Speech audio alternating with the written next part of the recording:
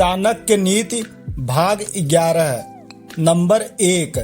जिस व्यक्ति के पास धर्म, अर्थ, काम और मोक्ष आदि इन 4 पुरुषार्थों में से कोई भी पुरुषार्थ नहीं है, वह बार बार मनुष्य योनि में जन्म लेकर केवल मरता ही रहता है। इसके अतिरिक्त उसे कोई लाभ नहीं होता। अर्थ आचार्य चाणक्य का भाव यह है कि व्यक्ति मनुष्य जन्म में आकर धर्म, अर्थ और काम के लिए पुरुषार्थ करता हुआ मोक्ष प्राप्त करने का प्रयत्न करे। मानव देह धारण करने का यही लाभ है। नंबर 2।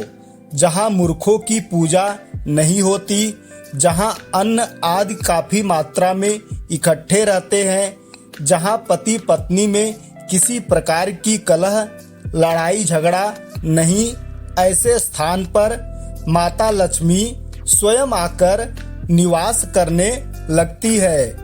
अर्थ इस श्लोक का तात्पर्य यह है कि जो लोग देश अथवा देशवासी मूर्ख लोगों की बजाय गुणवानों का आदर सम्मान करते हैं, अपने गोदामों में भली प्रकार अन्न का संग्रह करके रखते हैं, जहाँ के लोगों में घर गृहस्थी में लड़ाई झगड़े नहीं, मतभेद नहीं, उन लोगों की संपत्ति अपने आप बढ़ने लगती है।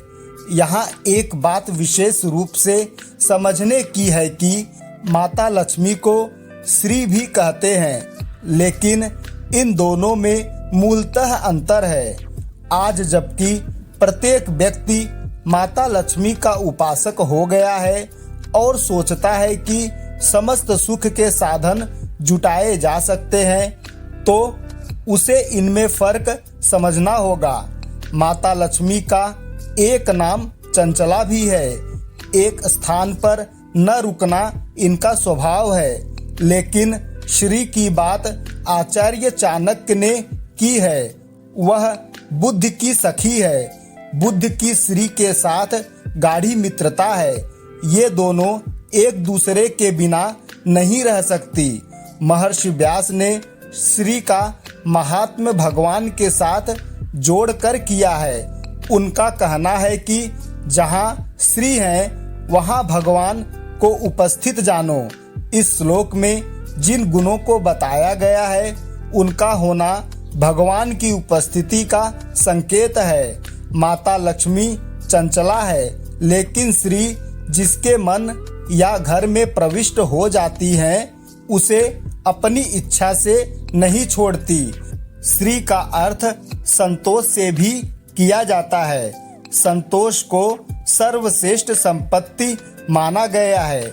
इस प्रकार संतोषी व्यक्ति को माता लक्ष्मी के पीछे पीछे जाने की आवश्यकता नहीं होती।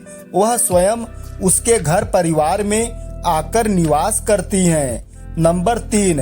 जीव जब माँ के गर्भ में आता है, तभी उसकी आयु, कर्म, धन, विद्या और मृत्यु, यह 5 बातें निश्चित हो जाती हैं। अर्थ आचार्य चाणक्य का विश्वास है कि मनुष्य के जीवन की प्रायः सभी बातें पहले से ही निश्चित हो जाती है, जैसे कि वह कितने वर्षों तक जीवित रहेगा, किस प्रकार के कर्म करेगा, उसे धन आदि की प्राप्ति कैसी होगी तथा वह कितनी विद्या प्राप्त कर सकेगा। साथ ही उन्होंने कर्म अर्थात पुरुषार्थ को कहीं नकारा भी नहीं है। कारण स्पष्ट है, इन सब के मूल में कर्म ही तो है, जिसे प्रारब्ध कहते हैं। माना जाता है कि उसी के अनुसार जीव को शरीर की प्राप्ति होती है।